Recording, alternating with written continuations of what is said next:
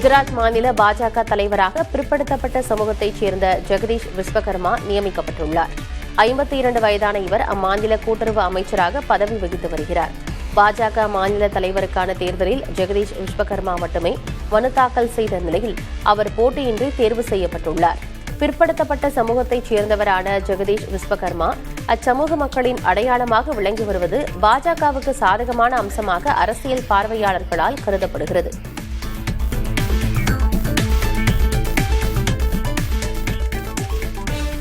மகாராஷ்டிரா சட்டமன்ற தேர்தலில் கூட்டணி அரசியலுக்கு தனது கட்சி பலியாகிவிட்டதாக உத்தவ் தாக்கரே தெரிவித்திருக்கிறார். இதுகுறித்து பேசிய அவர், கூட்டணி தர்மத்தின் காரணமாகவே வலுவான இடங்களில் கூட தங்கள் கட்சியால் போட்டியிட முடியாமல் போனது என கூறியுள்ளார். வரும் உள்ளாட்சி தேர்தலில் இந்த தவறை சரி செய்வோம் என்று கூறியுள்ள தாக்கரே, உள்ளாட்சி தேர்தலில் உள்ளூர் தலைவர்களின் உணர்வுகளுக்கு முக்கியத்துவம் அளிக்கப்படும் என உறுதியளித்துள்ளார்.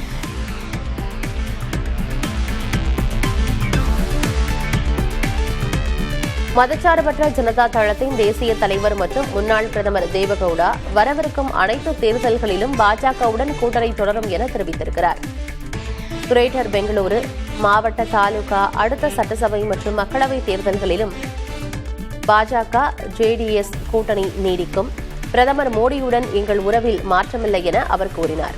கர்நாடகாவில் மழை வெள்ள பாதிப்பு பகுதிகளுக்கு சென்று மக்களின் பிரச்சினைகளை அறிந்து பிரதமருக்கு கடிதம் எழுதுவேன் என்றும் தேவகவுடா தெரிவித்தார். ஜம்மு காஷ்மீர் முன்னாள் முதல்வரும் தேசிய மாநாடு கட்சி தலைவருமான ஃபருக் அப்துல்லா மருத்துவமனையில் அனுமதிக்கப்பட்டுள்ளார். கடந்த சில நாட்களாக வயிறு சார்ந்த பிரச்சினையால் பாதிக்கப்பட்டிருந்ததாகவும் அதன் தொடர்ச்சியாக ஸ்ரீநகரில் உள்ள தனியார் மருத்துவமனையில் அவர் சிகிச்சைக்காக அனுமதிக்கப்பட்டுள்ளதாகவும் தெரிவிக்கப்பட்டுள்ளது. அவரின் உடல்நிலை சீராக உள்ளதாகவும் இன்று மருத்துவமனையிலிருந்து டிஸ்சார்ஜ் செய்யப்பட இருப்பதாகவும் கூறப்படுகிறது. தான் சிறையில் இருந்தபோது பகவத்கீதையை 5 முதல் 6 முறை படித்ததாக ஆம் ஆத்மி ஒருங்கிணைப்பாளர் அரவிந்த் கெஜ்ரிவால் தெரிவித்துள்ளார்.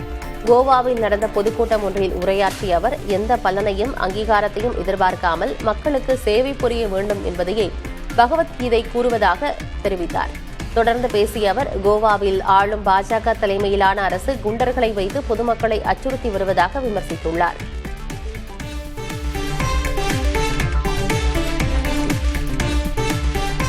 மத்திய பிரதேசத்தின் சிந்த்வாரா மாவட்டத்தில் சில குழந்தைகள் உயிரிழந்ததை அடுத்து மாநில அரசு கோல்ட்ரீஃப் இருமல் மருந்தின் விற்பனை மற்றும் விநியோகத்துக்கு தற்காலிக தடை விதித்து முதல்வர் மோகன் யாதவ் உத்தரவிட்டுள்ளார். சிந்த்வாராவில் உள்ள ஒரு மருத்துவமனையில் இருமல் மருந்து கொடுக்கப்பட்ட குழந்தைகளுக்கு சிறுநீரக செயலிழப்பு ஏற்பட்டது. சிலர் சிகிச்சை பலனின்றி உயிரிழந்தனர். மருந்தின் தரம் மற்றும் அதை தயாரிக்க பயன்படுத்தப்பட்ட மூலப்பொருட்கள் குறித்து விரிவான விசாரணை நடத்துமாறு முதல்வர் மோகன் யாதவ் உத்தரவிட்டுள்ளார்.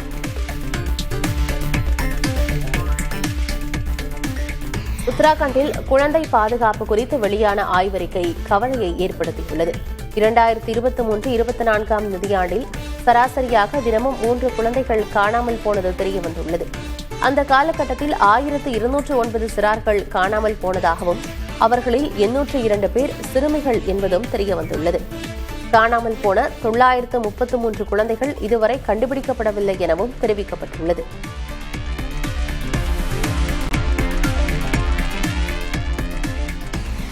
உத்தரப்பிரதேசத்தின் பிரஜ்ஹாட் கங்கா பாலத்தில் விபத்தில் சிக்கிய பேருந்து அந்தரத்தில் தொங்கியதால் வாகன ஓட்டிகள் அச்சமடைந்தனர். ராம்பூரில் இருந்து டெல்லிக்கு சென்று கொண்டிருந்த போது பேருந்து ஓட்டுநரின் கட்டுப்பாட்டை இழந்து அந்த பேருந்து பாலத்தில் உள்ள ரயில்வே தடுப்புச் சுவரை உடைத்துக் கொண்டு பாதியிலேயே நின்றது. பேருந்தின் ஒரு பகுதி பாலத்திலேயே சிக்கிய நிலையில் அதிலிருந்த பயணிகள் பாதுகாப்பாக மீட்கப்பட்டனர். தொடர் விடுமுறை முடிந்து சென்னை திரும்பும் பயணிகளின் வசதிக்காக நெல்லை மற்றும் மதுரையிலிருந்து இன்று சிறப்பு ரயில்கள் இயக்கப்படுகின்றன. பள்ளி காலாண்டு விடுமுறை, ஆயுத பூஜை என தொடர் விடுமுறையால் சென்னையில் உள்ள மக்கள் சொந்த ஊர்களுக்கு சென்றனர். விடுமுறை முடிந்து அவர்கள் சென்னைக்கு திரும்புவதால் பயணிகளின் வசதிக்காக நெல்லை, மதுரையிலிருந்து 2 சிறப்பு ரயில்களை தெற்கு ரயில்வே இன்று இயக்குகிறது. அதன்படி மதுரையிலிருந்து இன்று இரவு 7 மணிக்கு முன்பதிவில்லா மெமு ரயில் இயக்கப்படுகிறது. நெல்லையிலிருந்து இன்று மாலை 4:40 மணிக்கு முன்பதிவில்லாத சிறப்பு ரயில் இயக்கப்பட உள்ளது. 2 ரயில்களும் நாளை காலை 6 மணிக்கு தாம்பரம் வரும் என தெரிவிக்கப்பட்டுள்ளது. சென்னை எழும்பூர் நெல்லை இடையே இயக்கப்படும் வந்தே பாரத் ரயில் கோவில்பட்டியில் நின்று செல்ல தெற்கு ரயில்வே ஒப்புதல் கொடுத்துள்ளது. 2024ஆம் ஆண்டு முதல் சென்னை எழும்பூர் நெல்லை இடையே இயக்கப்பட்டு வரும் வந்தே பாரத் ரயிலுக்கு தென் மாவட்ட மக்கள் மத்தியில் பெரும் வரவேற்பு உண்டு.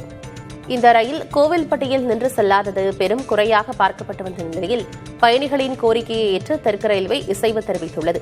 தற்போது 20 பெட்டிகளுடன் இயக்கப்பட்டு வரும் வந்தே பாரத் ரயில் இனி கோவில்பட்டியிலும் நின்று செல்லும் என்ற மகிழ்ச்சி செய்தியை தெற்கு ரயில்வே வெளியிட்டுள்ளது. விரைவில் இதற்கான உத்தரவு முறையாக வெளியிடப்படும் என கூறப்படுகிறது.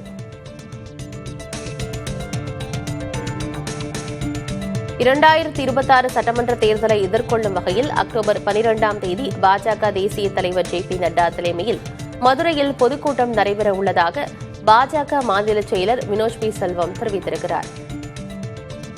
அந்த பொதுக்கூட்டத்திற்கு பிறகு நயினார் நாகேந்திரன் சுற்றுப்பயணம் தொடங்க உள்ளதாகவும் அவர் கூறினார். சட்டமன்ற தொகுதி வாரியாக முக்கிய பிரச்சினைகளை முன்னிறுத்தி தீபாவளிக்கு முன் போராட்டம் நடத்தப்பட இருப்பதாகவும் அவர் கூறினார்.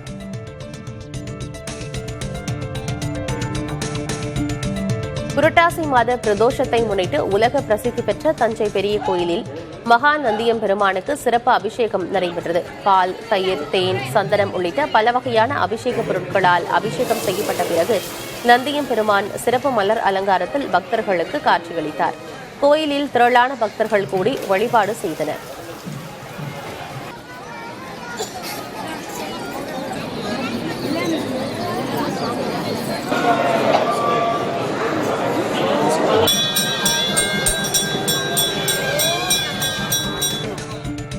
திருவண்ணாமலை அண்ணாமலையார் திருக்கோயிலில் புரட்டாசி மாத சனி மகா பிரதோஷத்தை முன்னிட்டு சிறப்பு அபிஷேகம் நடைபெற்றது. அதன்படி நந்தியம் பெருமானுக்கு அரிசி மாவு, மஞ்சள் தூள், பஞ்சாமிர்தம், 500 லிட்டர் தயிர், தேன், பன்னீர், இளநீர், சந்தனம், 1500 லிட்டர் பால் உள்ளிட்ட பொருட்களால் சிறப்பு அபிஷேகம் செய்யப்பட்டது. இதில் ஆயிரக்கணக்கான பக்தர்கள் கலந்து கொண்டு சுவாமி தரிசனம் செய்தனர்.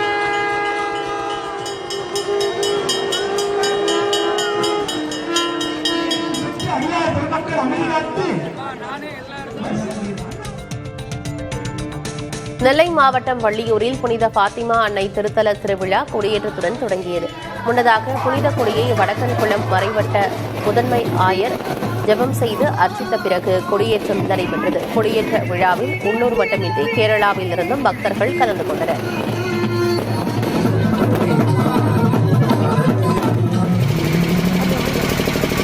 புதுச்சேரி மாநிலம் காரைக்காலில் புனித பிரான்சிஸ் அசிசியார் ஆலய ஆண்டு திருவிழாவை முன்னிட்டு தேர்பவனி நடைபெற்றது. மின்விளக்குகளால் அலங்கரிக்கப்பட்ட தேரில் புனித பிரான்சிஸ் அசிசியார் சொரூபம் வைக்கப்பட்டு முக்கிய வீதிகள் வழியாக தேர்பவனி நடைபெற்றது. இதில் அமைச்சர் திருமுருகன் உள்பட பலர் பங்கேற்றனர்.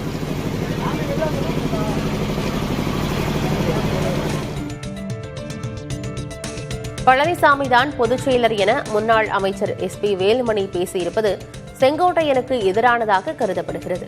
ஈரோடு மாவட்டம் பவானிசாகர் சட்டமன்ற தொகுதி அதிமுக நிர்வாகிகள் கூட்டம் சத்தியமங்கலத்தில் நடைபெற்றது. இதில் பேசிய வேலுமணி கட்சிதான் முக்கியம் எனவும் பழனிசாமிதான் கட்சியின் பொதுச் செயலர் எனவும் பேசினார். செங்கோட்டையனின் மாவட்டமான ஈரோட்டில் வேலுமணி இவ்வாறு பேசியுள்ளது முக்கியத்துவம் பெற்றுள்ளது. செங்கோட்டையனுக்கு ஆதரவாக செல்ல வேண்டாம் என கட்சி நிர்வாகிகளை அவர் மறைமுகமாக அறிவுறுத்தியதாக அரசியல் வல்லுநர்கள் கருதுகிறார்கள்.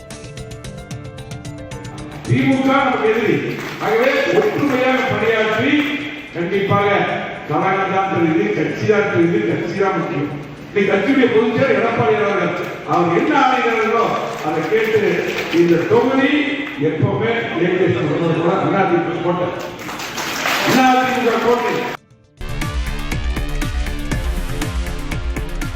உத்தராகண்டில் புகழ்பெற்ற கார்ஜியா தேவி கோயிலில் நள்ளிரவில் காட்டு யானை ஒன்று புகுந்து அட்டகாசம் செய்தது. வனப்பகுதியிலிருந்து வழி தவறி வந்த காட்டு யானை கோயிலுக்கு செல்லும் 40 படிக்கட்டுகளை ஏறி சிரமப்பட்டு வளாகத்தை அடைந்தது. சுமார் 2 மணி நேரம் அங்கேயே சுற்றித் திரிந்த யானை பக்தர்கள் வைத்திருந்த பிரசாதங்கள், பூக்கடைகளை சேதப்படுத்தியது.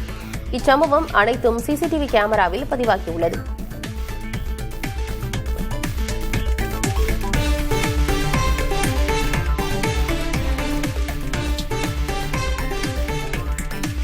இங்கிலாந்து பிரதமர் கீர் ஸ்டார்மர் 2 நாட்கள் அரசுமுறை பயணமாக அடுத்த வாரம் இந்தியா வருகிறார். பிரதமர் நரேந்திர மோடியுடன் இருதரப்பு பேச்சுவார்த்தை நடத்த உள்ளார். இந்த சந்திப்பில் இரு நாடுகளிடையே எதிர்கால உறவுகளை மேம்படுத்துவது குறித்து விவாதிக்கப்பட உள்ளது. மேலும் இரு தலைவர்களும் மும்பையில் நடைபெறும் உலகளாவிய ஃபின்டெக் திருவிழாவில் கலந்து கொண்டு முக்கிய உரையாற்ற உள்ளனர். இந்த பயணத்தின் போது கீர் ஸ்டார்மர் இந்தியாவின் முன்னணி வணிக தலைவர்களையும் சந்திக்க திட்டமிட்டுள்ளார்.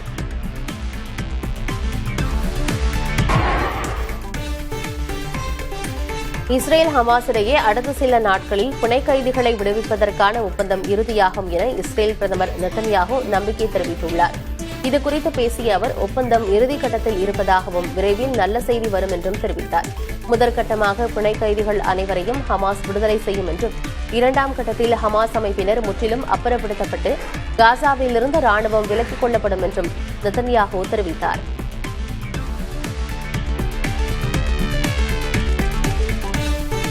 அமெரிக்க அதிபர் டிரம்ப் முன்வைத்த அமைதி ஒப்பந்தத்திற்கு ஹமாஸ் சம்மதம் தெரிவித்ததை அடுத்து பிணை கைதிகளை விடுவிப்பது குறித்த இறுதி பேச்சுவார்த்தைக்காக அமெரிக்க பிரதிநிதிகள் எகிப்துக்கு சென்றுள்ளனர்.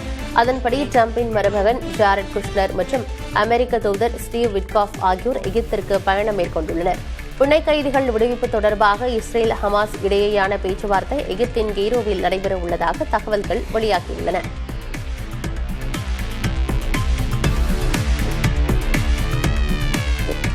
ஐரோப்பிய நாடான ஸ்பெயினில் பாலஸ்தீன மக்களுக்கு ஆதரவாக பொதுமக்கள் பிரம்மாண்ட பேரணியில் ஈடுபட்டனர்.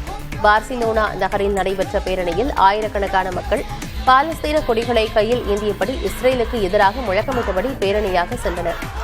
காசாவில் இஸ்ரேல் படைகள் இனப்படுகொலையை அரங்கேற்றி வருவதாக குற்றம் சாட்டிய அவர்கள் இதை உடனடியாக நிறுத்த வலியுறுத்தினர்.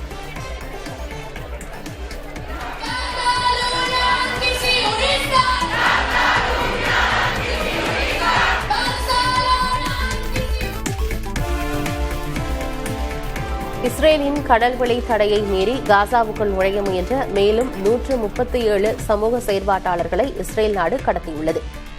கைது செய்யப்பட்ட இந்த செயற்பாட்டாளர்களில் அமெரிக்கா, இத்தாலி, இங்கிலாந்து உள்ளிட்ட பல்வேறு நாடுகளைச் சேர்ந்தவர்களும் அடங்குவர். இவர்களில் 36 பேர் துருக்கி நாட்டைச் சேர்ந்தவர்கள் என அந்நாட்டு அரசு தெரிவித்துள்ளது. இதுவரை 42 கப்பல்களுடன் இந்த நடவடிக்கையில் ஈடுபட்ட 450க்கும் மேற்பட்ட செயற்பாட்டாளர்கள் கைது செய்யப்பட்டுள்ளனர்.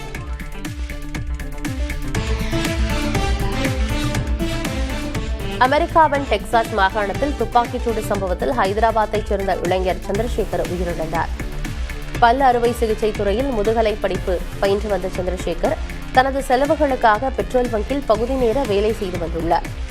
இவர் இரவில் பணியில் இருந்தபோது அடையாளம் தெரியாத நபர் ஒருவர் நடத்திய துப்பாக்கிச் சூட்டில் அவர் உயிரிழந்தார்.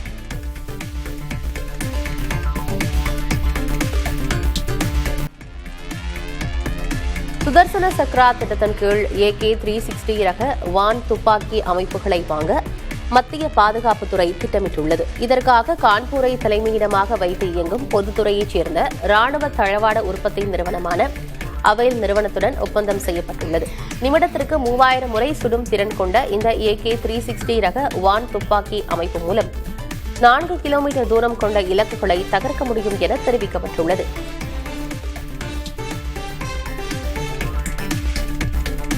நகைக்கடன் விதிமுறைகளில் மாற்றம் செய்து ரிசர்வ் வங்கி அறிவிப்பு வெளியிட்டுள்ளது. இதன்படி 2026ஆம் ஆண்டு ஏப்ரல் 1ஆம் தேதி முதல் நகைக்கடன் வரம்பு 3 அடுக்குகளாக பிரிக்கப்பட உள்ளன. 2.5 லட்சம் ரூபாய் வரை கடன் பெறுவோருக்கு நகை மதிப்பீட்டில் 85% கடனாக வழங்கப்படும் என தெரிவிக்கப்பட்டுள்ளது. 2.5 லட்சம் முதல் 5 லட்சம் ரூபாய் வரை கடன் வேண்டுமெனில் 80%, 5 லட்சம் ரூபாய்க்கு மேல் வேண்டுமெனில் 75% கடன் வழங்கப்படும் என ரிசர்வ் வங்கி தெரிவித்துள்ளது.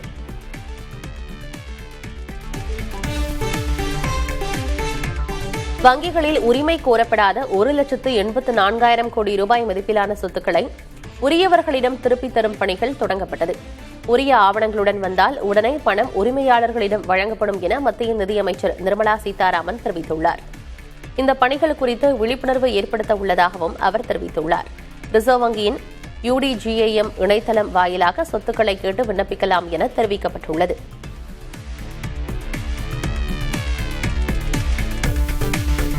இந்தியாவில் குற்ற சம்பவங்களின் எண்ணிக்கை தொடர்ந்து உயர்ந்து வருவது கவலையை ஏற்படுத்தியுள்ளது. தேசிய குற்ற ஆவண காப்பகத்தின் அறிக்கையின்படி 2023ஆம் ஆண்டு சராசரியாக 1 நிமிடத்திற்கு ஒரு திருட்டு சம்பவமும் 3 நிமிடங்களுக்கு ஒரு மோசடி சம்பவமும் நடந்தது தெரியவந்துள்ளது. சராசரியாக 4 நிமிடங்களுக்கு ஒரு குடும்ப வன்முறையும் 5 நிமிடங்களுக்கு ஒரு கொள்ளை சம்பவமும் அரங்கேறியுள்ளது. 6 நிமிடங்களுக்கு ஒரு பாலியல் வன்கொடுமையும் 17 நிமிடங்களுக்கு ஒரு கொலை சம்பவமும் அரங்கேறி உள்ளதாக தெரிவிக்கப்பட்டுள்ளது.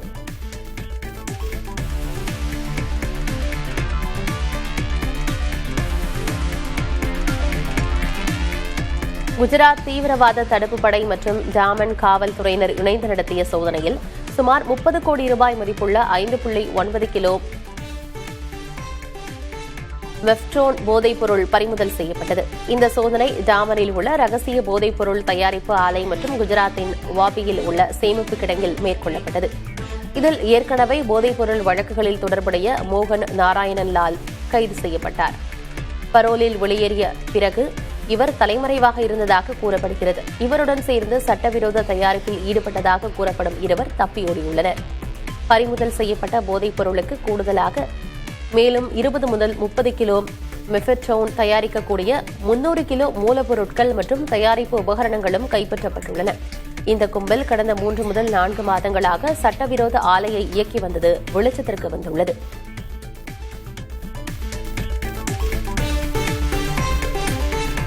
நடிகர் ரஜினிகாந்த் இமயமலைக்கு ஆன்மீக பயணத்தை மேற்கொண்டுள்ளார். ரிஷிகேஷ் ஆசிரமத்தில் அவர் இருக்கும் புகைப்படங்கள் சமூக வலைதளங்களில் வைரலாகி வருகின்றன. இந்த ஒரு வார கால பயணத்தில் பத்ரிநாத் கோயிலுக்கும் பாபா குகைக்கும் அவர் செல்ல இருப்பதாக கூறப்படுகிறது. ஆண்டுக்கு ஒரு முறையாவது இமயமலைக்கு செல்வதை ரஜினிகாந்த் வழக்கமாக வைத்துள்ளார்.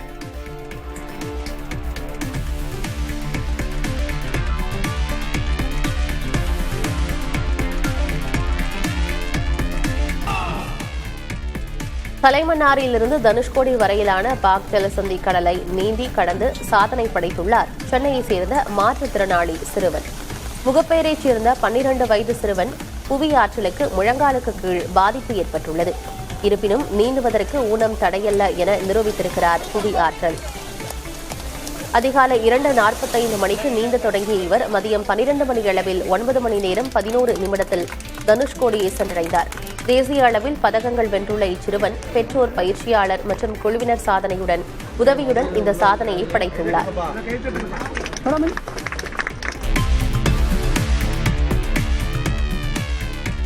தாவர அடிப்படையிலான உணவு முறைக்கு மாறுவது உங்கள் ஆயுளை நீட்டிப்பதோடு மட்டுமல்லாமல் உலகை காப்பாற்றவும் உதவும் என ஈட் லான்செட் கமிஷன் அறிக்கை வெளியிட்டுள்ளது.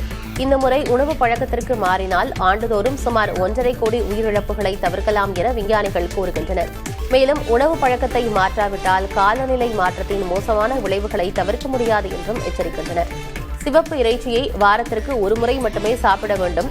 தானியங்கள், பழங்கள், காய்கறிகள் ஆகியவற்றை மையமாக கொள்ள வேண்டும் என பரிந்துரைக்கப்பட்டுள்ளது. இந்த உணவு மாற்றம் பசுமையில்ல வாயு உமிழ்வை 15 விழுக்காடு வரை குறைத்து பூமியின் ஆரோக்கியத்திற்கு உதவும் என ஆய்வாளர்கள் தெரிவிக்கின்றனர்.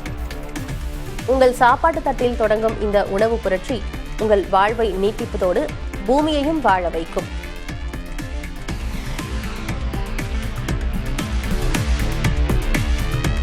கண்ணாடி அணிவதை தவிர்க்க விரும்புவோருக்காக தற்போது சில்க் என்ற அதிநவீன லேசர் சிகிச்சை முறை வந்துள்ளது. இது ஏற்கனவே உள்ள லேசிக் முறையிலிருந்து வேறுபட்டது. சில்க் சிகிச்சையில் கார்னியாவில் பிளாப் உருவாக்கப்படுவது இல்லை என்றும் அதற்கு பதிலாக லேசர் மூலம் ஒரு சிறிய திசு அகற்றப்படுகிறது எனவும் தெரிய வருகிறது.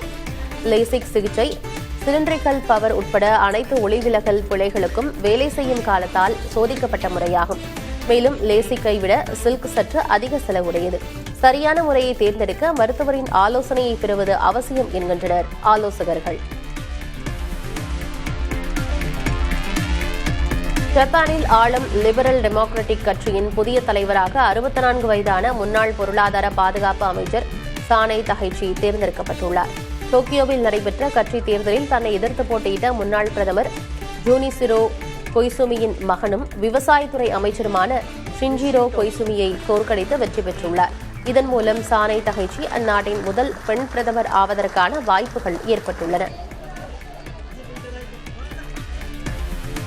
வரும் வாரத்தில் இந்திய நிறுவனங்கள் சுமார் 28,500 கோடி ரூபாய் மதிப்பில் பொதுப்பங்கு வெளியீட்டில் களம் இறங்க உள்ளன. கடந்த ஆண்டை தொடர்ந்து நடப்பாண்டிலும் இந்தியாவில் முதன்மை சந்தை களைகட்டி வருகிறது. குறிப்பாக வரும் வாரத்தில் டாடா கேபிட்டல் நிறுவனம் பொதுப்பங்கு வெளியீட்டின் மூலம் 15,512 கோடி ரூபாய் நிதி திரட்ட உள்ளது. அக்டோபர் 6ஆம் தேதி முதல் 8ஆம் தேதி வரை இந்நிறுவனத்தின் பொதுப்பங்குகளை வாங்க விண்ணப்பிக்கலாம். அதேபோல பொதுப்பங்கு வெளியீட்டின் மூலம் எல்ஜி எலக்ட்ரானிக்ஸ் 11,607 கோடி ரூபாய் நிதி திரட்ட இருப்பதாக அறிவித்துள்ளது. சட்டமன்ற தேர்தலை எதிர்கொள்ள உள்ள பீகாரில் முக்கிய கட்சியான ராஷ்டிரிய ஜனதா தளத்தில் மற்றொரு கோஷ்டி பூசல் வெடித்திருக்கிறது. மக்ரூம்பூர் தொகுதி எம்எல்ஏவான சதீஷ்குமாருக்கு மீண்டும் சீட் வழங்கக்கூடாது என எதிர்ப்பு எழுந்துள்ளது. இதனை வலியுறுத்தி நூற்றுக்கணக்கான தொண்டர்கள் கட்சி நிறுவனர் லாலு பிரசாத் யாதவ் இல்லத்தை முற்றுகையிட்டனர். உடனடியாக பாதுகாப்பு படையினர் தலையிட்டு நிலைமையை கட்டுப்படுத்தினர். லாலுவின் மூத்த மகன் தனிக்கட்சி தொடங்கியுள்ள நிலையில் தொகுதி ஒதுக்கீடு ராஷ்டிரிய ஜனதா தளம் கட்சிக்கு புதிய தலைவலியாக உருவெடுத்துள்ளது. பீகார் சட்டமன்ற தேர்தலுக்கான இறுதிக்கட்ட முன்னேற்பாடுகளை தலைமை தேர்தல் ஆணையர் ஞானேஷ்குமார் தலைமையில் தேர்தல் ஆணையம் ஆய்வு செய்தது. வாக்குப்பதிவை 2 கட்டங்களாக நடத்த வேண்டும் என்று அரசியல் கட்சிகள் கோரிக்கை விடுத்தன. மேலும் வாக்குச்சாவடிகளில் விரிவான பாதுகாப்பு, குடிநீர் மற்றும் கழிப்பறை வசதிகள் அவசியம் என்றும் வலியுறுத்தப்பட்டது. பீகாரில் உள்ள 243 தொகுதிகளுக்கு நவம்பர் மாதம் 3வது வாரத்திற்குள் தேர்தல் நடத்தி முடிக்க தேர்தல் ஆணையம் திட்டமிட்டுள்ளது.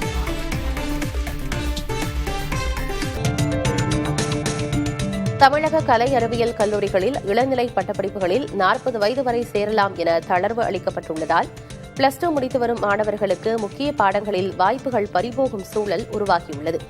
கலை அறிவியல் கல்லூரிகளில் இளநிலை படிப்பில் சேர வயது வரம்பாக பொது பிரிவினருக்கு 21 வயதும், SC/ST மற்றும் மாற்றுத்திறனாளிகளுக்கு கூடுதலாக 3 ஆண்டுகள் தளர்வுடன் 24 வயதும் நிர்ணயிக்கப்பட்டிருந்தது. தற்போது சேர்க்கை வயது 40ஆக அதிகரிக்கப்பட்டுள்ளது. இது நடப்பாண்டு முதலே அமலுக்கு வந்துள்ளது. உயர்கல்வி வாய்ப்பு கிடைக்கப் பெறாதவர்களுக்கு இதன் மூலம் கல்வியை தொடர வாய்ப்பு கிடைத்திருந்தாலும் +2 முடித்து வரும் மாணவர்களுக்கு முக்கிய கல்லூரிகள் பாடப்பிரிவுகளில் வாய்ப்பு பறிபோகும் என குற்றச்சாட்டு எழுந்துள்ளது. சேர்க்கை முடிந்த பிறகு காலியாக உள்ள இடங்களில் வயது முதிர்ந்தவர்களை சேர்க்கலாம் என்ற கோரிக்கையும் வலுத்துள்ளது. நவராத்திரி பண்டிகை நிறைவு பெற்ற போதும் வட மாநிலங்களில் கர்பா நடன நிகழ்ச்சிகளுக்கு குறையில்லை. டெல்லியில் பான்சரா பூங்காவில் ரங்கராத்திரி என்ற கலாச்சார வைபவம் நடைபெற்றது. டெல்லி துணைநிலை ஆளுநர் VK சக்சேனா, முதல்வர் ரேகா குப்தா உள்ளிட்ட முக்கிய பிரமுகர்கள் இதில் கலந்து கொண்டனர்.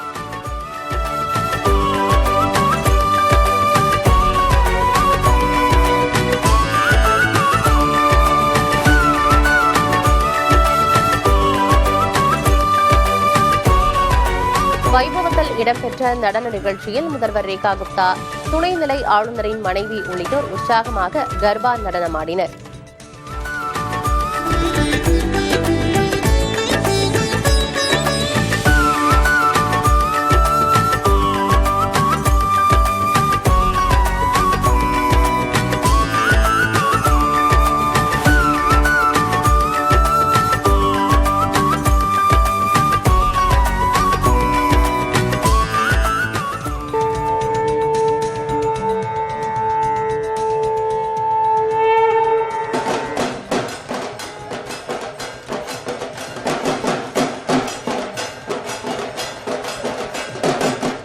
மேற்கு வங்கத்தில் துர்கா பூஜையின் போது ஆடப்படும் பாரம்பரிய நடனம் தொடர்பான வீடியோக்கள் சமூக வலைதளங்களில் வைரலாகி வருகின்றன.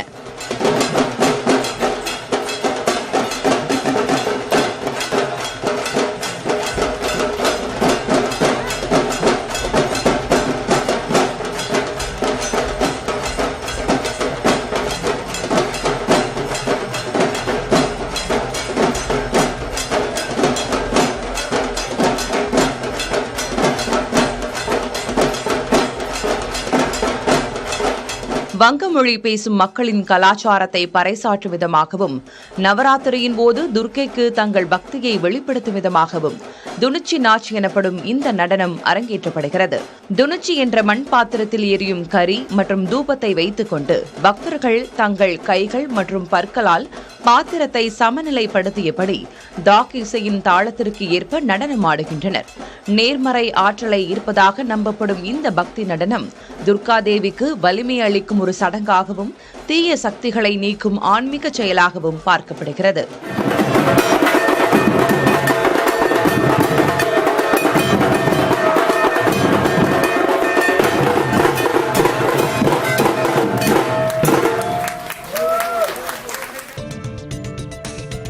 அடுத்த கல்வியாண்டு முதல் வேளாண் பல்கலைக்கழகங்களில் உள்ள 20% இடங்கள் கியூட் தேர்வு மூலம் நிரப்பப்படும் என மத்திய வேளாண் துறை அமைச்சர் சிவராஜ் சிங் சௌஹான் அறிவித்துள்ளார். ஒரு நாடு ஒரு விவசாயம் ஒரு குழு என்ற கொள்கையின்படி இந்த தேர்வை இந்திய வேளாண் ஆராய்ச்சி நிறுவனம் நடத்தும் எனவும் தெரிவித்திருக்கிறார். இதன் மூலம் நாடு முழுவதிலும் உள்ள 3 மத்திய பல்கலைக்கழகம் உள்ளிட்ட 71 வேளாண் பல்கலைக்கழகங்களில் சுமார் 3000 மாணவர்கள் பயன்பெறுவார்கள் என்று தெரிவிக்கப்பட்டுள்ளது. செங்கல்பட்டு மாவட்டம் அச்சிறுபாக்கத்தில் உள்ள மலைமலை மாதா அருள் தலத்தின் 57ஆம் ஆண்டு தேர்பவனி கோலாகலமாக நடைபெற்றது. செங்கை மறை மாவட்ட ஆயர் நீதிநாதன் புனித நீர் தெளித்து துவக்கி வைத்ததைத் தொடர்ந்து மலைமலை மாதா சூசையப்பர் உட்பட 4 திருத்தேர்களின் பவனி விமரிசையாக நடந்தது. இந்த திருவிழாவில் தமிழகம் மட்டுமின்றி ஆந்திரா, கேரளா, கர்நாடகா உட்பட பல்வேறு மாநிலங்களில் இருந்தும் ஆயிரக்கணக்கான மக்கள் கலந்து கொண்டனர். தமிழக கேரள எல்லையில் பவானி ஆற்றின் அருகே காயங்களுடன் சுற்றித் திரியும் மக்னா யானையை 2 மாநில வனத்துறையினர் தீவிரமாக கண்காணித்து வருகின்றனர். கேரள வனப்பகுதியில் இருந்து காயமடைந்த நிலையில் வெளியேறிய மக்னா யானை தமிழக வனப்பகுதியான கூடப்பட்டி அருகே சுற்றித் திரிகிறது. இதை அறிந்த கோவை பெரியநாயக்கன் பாளையம் வனத்துறையினர் யானைக்கு பழங்களில் மருந்துகள் வைத்து சிகிச்சை அளிக்க முடிவு செய்தனர். ஆனால் யானை தமிழக மற்றும் கேரள வனப்பகுதிக்கு மாறி மாறி சென்று வருவதால் சிகிச்சை அளிப்பதில் சிக்கல் நிலவுகிறது. பிரேசிலில் உள்ள ரியோ நெக்ரோ ஆற்றில் பல மணி நேரம் தத்தளித்த சிறுத்தை பத்திரமாக மீட்கப்பட்டது. ஆற்றின் ஓட்டத்தில் மூழ்காமல் இருக்க அந்த சிறுத்தை படகில் இணைக்கப்பட்டிருந்த ஒரு பாயை பிடித்துக் கொண்டு போராடியது. தகவல் அறிந்த மீட்புக் குழுவினர் கடுமையான முயற்சிக்கு பிறகு அந்த சிறுத்தையை ஆற்றிலிருந்து பாதுகாப்பாக மீட்டனர். கால்நடை மருத்துவமனைக்கு கொண்டு செல்லப்பட்டு சிகிச்சை அளிக்கப்பட்ட நிலையில் சிறுத்தையின் உடல்நிலை சீரானது.